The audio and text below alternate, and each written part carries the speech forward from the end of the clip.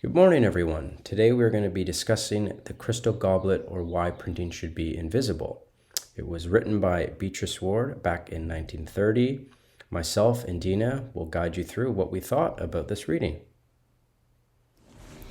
Yeah, so to begin, we are going to do a quick summary of the crystal goblet, or why printing should be invisible. Beatrice begins with a metaphor between wine, a solid gold vessel, and a crystal goblet.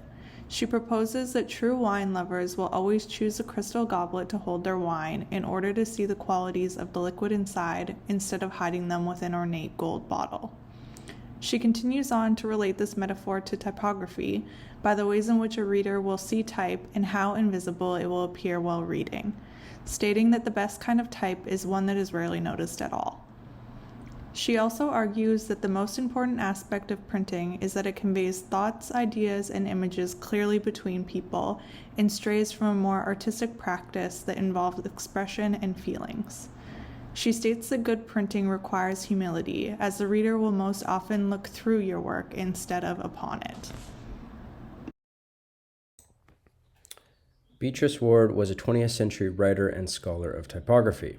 As a marketing manager for the British Monotype Corporation, she was influential in the development of printing tastes in Britain and elsewhere in the mid-20th century, and was recognized at the time as one of the few women typographers in the world.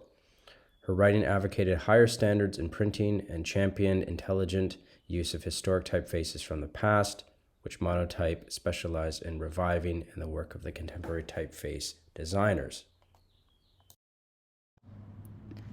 Moving on to what we thought of the reading, I wrote that what I found the most interesting about the crystal goblet was how it related to when it was written in the 1930s and how it also relates to more current day views of typography. In one section of the reading on page 41, Ward mentions how calligraphy had fallen off at the time from being something essential to being seen as more of a fine art after printing had been more widely introduced. With digital layouts and many typefaces at our fingertips today, I feel like although much of what Ward talks about is still very relevant, there's much more room for play now that everyone is so accustomed to reading and writing print, both physically and digitally.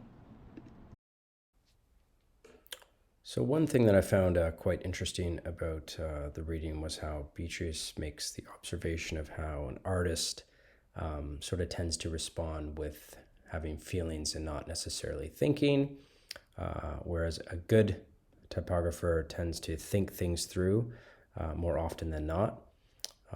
The sort of idea or concept that typography is a much more calculated and precise medium, whereas an artist may be more concentrated or concerned about their current emotional status and not so much on perhaps the way that something is necessarily being presented to an audience.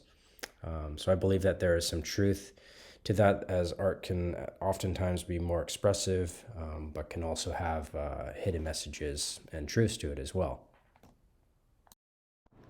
The two images I chose for examples are these two here. I wanted to reference a part of the text where Beatrice is referring to type as windows.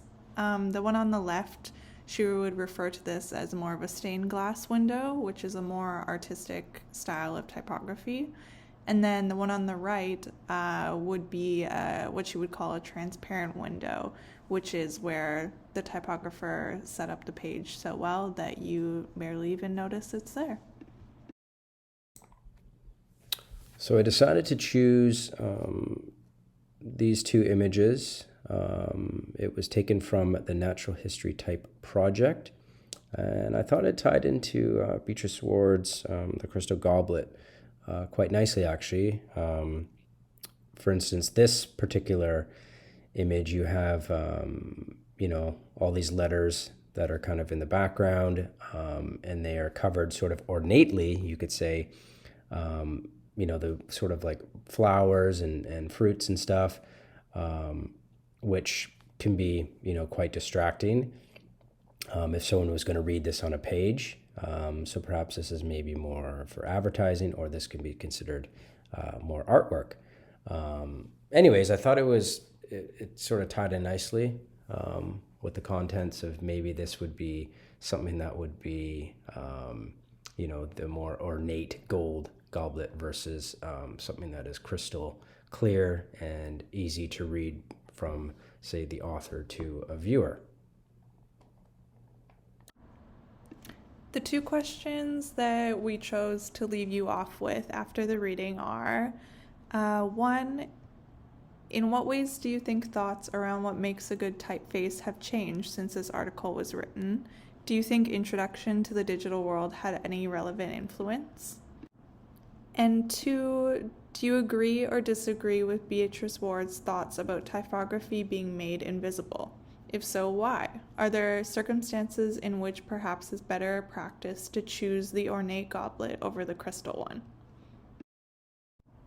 So that about sums up our summary of The Crystal Goblet, or Why Printing Should Be Invisible, by Beatrice Ward. Thanks so much for listening.